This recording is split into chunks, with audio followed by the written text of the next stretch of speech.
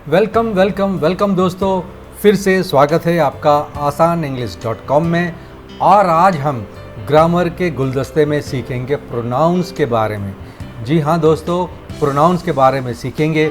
आज प्रोनाउंस की परत दर परत हम देखेंगे कि प्रोनाउंस में कौन कौन से पार्ट्स हैं, उन पार्ट्स का यूज़ कैसे होता है, हर चीज़ में आज आपको मैं सिखाऊंगा। चलिए शुरू करते हैं हम ग्रामर का गुलदस्ता में प्रोनाउंस। दोस्तों सबसे पहले थोड़ा डेफिनेशन देख लेते हैं। A pronoun is used in place of a specific noun mentioned earlier in a sentence so that you don't have to keep saying writing that particular noun. यानी कि नाउन को बार बार रिपीट न करना पड़े। जैसे नाउन में आपने इम्तियाज सर बोला एक बार एक सेंटेंस में, आपको दूसरी बार इम्तियाज सर नहीं बोलने का है। इम्तियाज सर की जगह पे एक और शब्द ही बोलने का है, ताकि आपको बार बार एक ही नाम रिपीट न करना पड़े। उसको हम प्रोनाउन बोलते हैं। अब प्रोनाउन के बारे में आगे हम सीखें। Pronoun is used in place of specific noun mention earlier. ठीक है, ये तो मैंने आपको बता दिया। अब थोड़ा और देखते हैं दोस्तों। यहाँ पर एक एग्जाम्पल आपको मैं देता हूँ। एग्जाम्पल है, the coach selected several key points, he wanted the team to memorise them. ये दो भाग में दो सेंटेंसेस हैं। ठीक है, अब यहाँ पर क्या हो रहा है, यहाँ पे मेन कौन बोलने वाला है, नाउन क्या है, कोच। अब कोच को रिप्लेस क्या करता है सेकंड पार्ट के ऑफ सेंटेंस में, ही। तो ही क्या हो गया, एंटीसीडेंट हो गया। और उसके साथ साथ यहाँ पे सेवरल की पॉइंट्स है, तो की पॉइंट्स क्या हो गया, ये एक नाउन हो गया। दूसरी सेंटेंस में क्या बोलता है, देम। किसको याद करने का है, देम। की पॉइंट्स को रिप्लेस किसके साथ किया, तो देम के साथ। तो जिसको हम पहले के साथ रिप्लेस करते हैं उसको क्या बोलते हैं, एंटीसीडेंट। और दूसरे भाग को जो रिप्लेस करते हैं उसको हम रेफरेंट बोलते हैं। जी हाँ दोस्तों, ये थोड़ी चीज़ नई होगी आपके लिए कि एंटीसीडेंट और रेफरेंट क्या होता है। अब जब स्कूल में पढ़ते होंगे तो एंटीसीडेंट और रेफरेंट बहुत कम पढ़ाया जाता है या बहुत कम समझाया जाता है, क्योंकि उसका इतना यूज़ नहीं किया जाता है। और मैंने जैसे आपसे प्रॉमिस किया है कि मैं हर चीज़ आपको बहुत क्लियरली समझाऊंगा, सिखाऊंगा। तो मेरा ये कर्तव्य बन जाता है कि I have to teach you each and everything. Fine, so now it is very clear कि एंटीसीडेंट क्या होता है और रेफरेंट क्या होता है। एंटीसीडेंट जो फर्स्ट पार्ट ऑफ सेंटेंस को रिप्लेस करता है सेकेंड में, दैट इज़ कॉल्ड एंटीसीडेंट। और फर्स्ट सेंटेंस के सेकेंड पार्ट को जो रिप्लेस करता है सेकेंड सेंटेंस के एंड में, उसको हम रेफरेंट बोलते हैं। आगे बढ़ते हैं हम और इसके बारे में देखते हैं कि ये जो प्रोनाउन है उसके कितने भाग हैं। जी हाँ दोस्तों, 8 भाग हैं। कितने भाग हैं, 8 भाग। चलो एक एक करके देखते हैं। सबसे पहले आता है सब्जेक्ट प्रोनाउन, ऑब्जेक्टिव प्रोनाउन। उसके बाद possessive pronoun, reflexive pronoun, intensive pronoun, relative pronoun, demonstrative pronoun, और उसके बाद आता है इंटरोगेटिव प्रोनाउन। तो दोस्तों ये 8 भाग हैं प्रोनाउंस के बारे में। दोस्तों नीचे गूगल शीट में इसी तरह से आपकी एक छोटी सी मैं टेस्ट लूँगा, तो आप ज़रूर उस गूगल शीट को खोलिए और भरिए, ताकि जो मैं आपको समझाता हूँ मुझे पता चले कि आपको बहुत अच्छी तरह से इस चीज़ समझ में आ गई है। और गूगल शीट में आपको नीचे एक स्पेस भी दूंगा। अगर आपको कुछ समझ में नहीं आया है तो आप उसमें मेरे को क्वेश्चन पूछ के आप पूछ सकते हैं कि सर फला चीज़ हमको समझ में नहीं आए, तो मैं उसका जवाब आपको पर्सनली आपके ईमेल आईडी पे ज़रूर दूंगा। और अगर मेरे को टाइम मिला तो आपको कॉल करके भी मैं चीज़ें आपको समझाऊंगा, क्योंकि मैंने ये ठान लिया है कि मैं आपको बहुत ही आसानी से इंग्लिश ग्रामर पूरा का पूरा सिखाऊंगा। और दोस्तों यहाँ पे देख रहे हो कि 8 टाइप के प्रोनाउंस हैं। दिमाग की बत्ती गुल हो जाती है कभी कभी, लेकिन यहाँ पर मुझे लगता है कि आपकी दिमाग की बत्ती ज़रूर जल गई होगी। तो अगर आपकी दिमाग की बत्ती खुल गई है, जल गई है, तो नीचे लिखिए बल्ब ऑन। यस दोस्तों, बल्ब ऑन। तो चलिए हम शुरू करते हैं। सब्जेक्ट प्रोनाउन किसको बोलते हैं। Subject pronoun work as a subject of the verb in a sentence. Sentence में वो वर्ब का काम करते हैं। A subject pronoun normally replaces the subject और object that is noun of the previous sentence. जैसे Mike can't attend the party, he has gone to his grandparents. तो यहाँ पर क्या हो गया, Mike can't attend the party, उसको किसको रिप्लेस करता है? माइक को। किससे रिप्लेस किया? He has gone to his grandparents. Marta is a good storyteller. Marta क्या हो गया? नाउन हो गया। इसको रिप्लेस किससे करते हैं?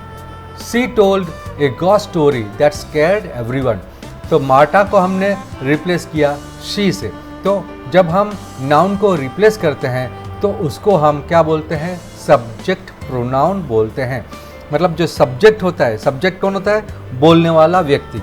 उस बोलने वाला व्यक्ति यहाँ पे फर्स्ट सेंटेंस में कौन है? माइक। और सेकंड सेंटेंस में कौन है? मार्टा। तो माइक को हमने रिप्लेस किया ही से और मार्टा को रिप्लेस किया हमने शी से। I hope this is very clear. We are replacing the nouns with pronouns. So noun and pronoun is replaced, that is subject is replaced with pronoun, so it is called subject pronoun. आपको ये ध्यान रखने का है कि आप कौन से नाउन को, आप कौन से सब्जेक्ट नाउन को आप चेंज कर रहे हो। अगर वो मैस्कुलाइन है तो आपको मैस्कुलाइन प्रोनाउन यूज़ करने का है, अगर वो फेमिनाइन है तो आपको फेमिनाइन यूज़ करने का है, अगर वो न्यूट्रल जेंडर है तो आपको न्यूट्रल प्रोनाउन से ही आपको चेंज करने का है। Right? Hope it is very clear. Let's go ahead. Next is objective pronoun. Object pronouns work as the object or indirect object in a sentence. Object pronoun क्या करता है? Object के रूप में या indirect object के रूप में काम करता है सेंटेंस में और एंटीसीडेंट को रिप्लेस करता है। लेकिन कहाँ पर? After preposition. प्रपोजिशन जो होता है, प्रपोजिशन क्या होता है? इन, ऑन, अंडर, फॉर, अबाउ, ये सारे के सारे प्रपोजिशंस हैं और वो प्रपोजिशन के बाद ही लगता है।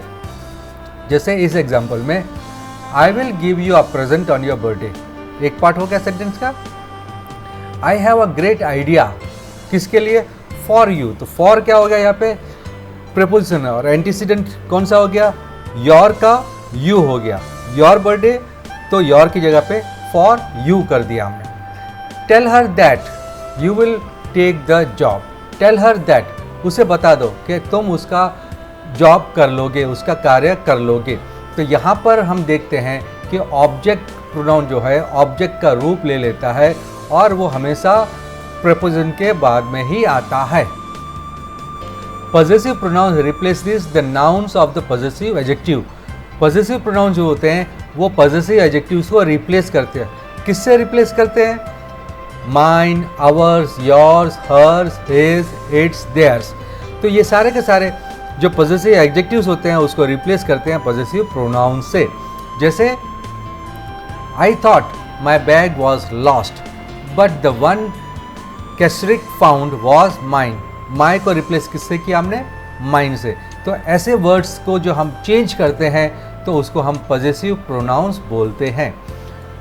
Hope it is very clear. आगे बढ़ें, चलिए। Next is reflexive pronoun. अब रिफ्लेक्सिव प्रोनाउंस किसको बोलते हैं?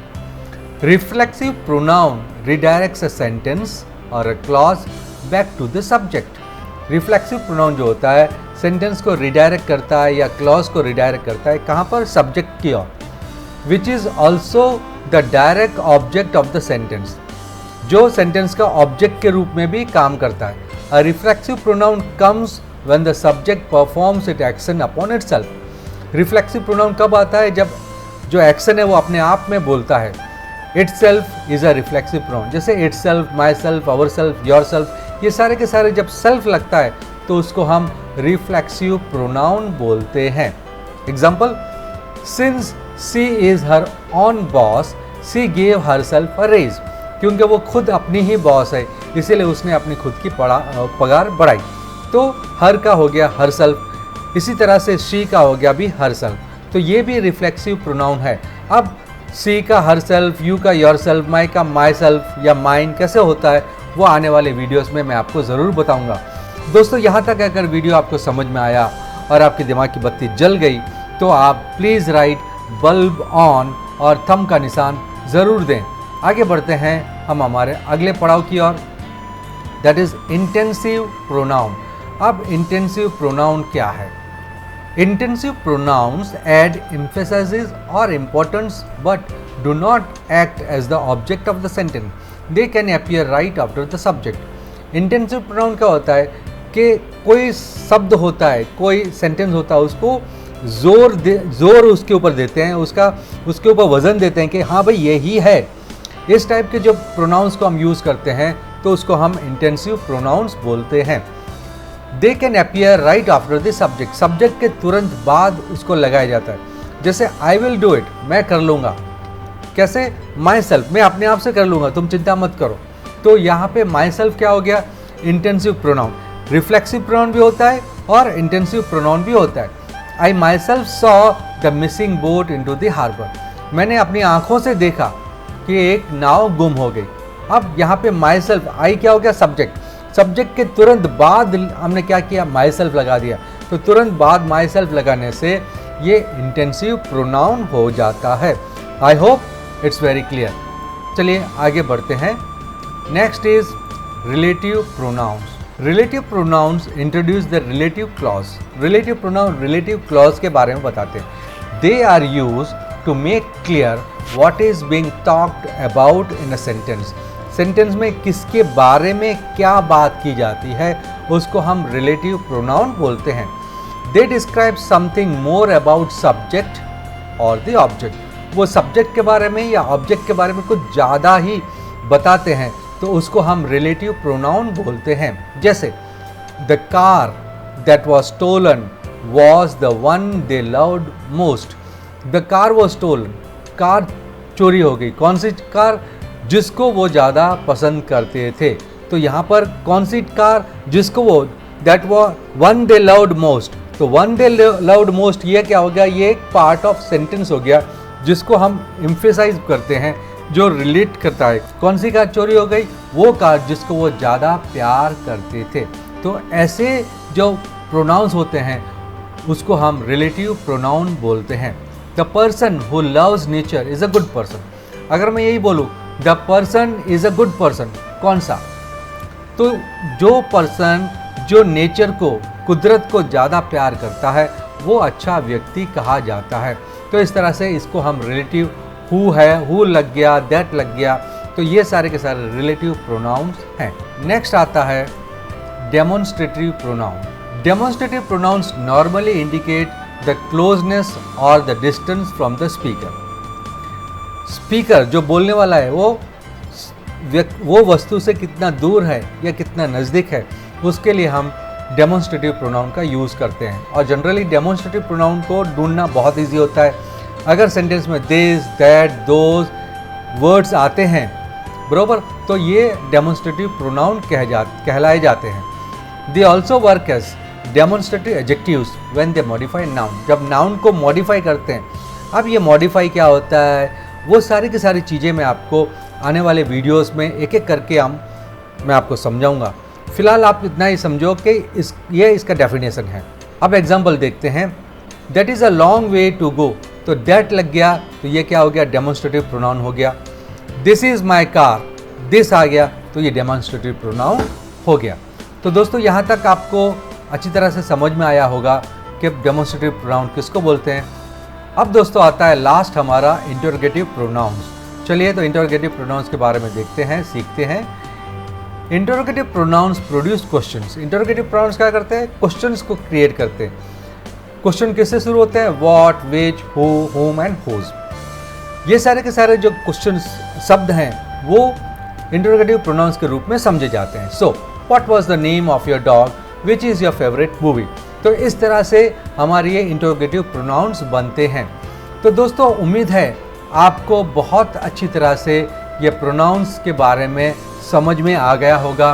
अगर आपको बहुत अच्छी तरह से समझ में आ गया है तो वीडियो को लाइक ज़रूर करें और थंब का निशान दें, और साथ साथ में अगर आप मेरी चैनल पर नए हैं तो मेरी चैनल को सब्सक्राइब करें, बेल आइकन को दबाएं ताकि मेरा हर आने वाला वीडियो आपको तुरंत मिल जाए। दोस्तों साथ में एक और आपको बता दूं कि this grammar is important part of English language, लेकिन ग्रामर आने से स्पोकन इंग्लिश आना उसका कोई रिलेशन नहीं है। English spoken is something different and English grammar is something different. English grammar mostly जो होती है वो आपकी इंग्लिश परफेक्ट करने के लिए होती है, लेकिन जब आपको प्रैक्टिस करनी होती है you need something other things, some very concrete and very practical things of English.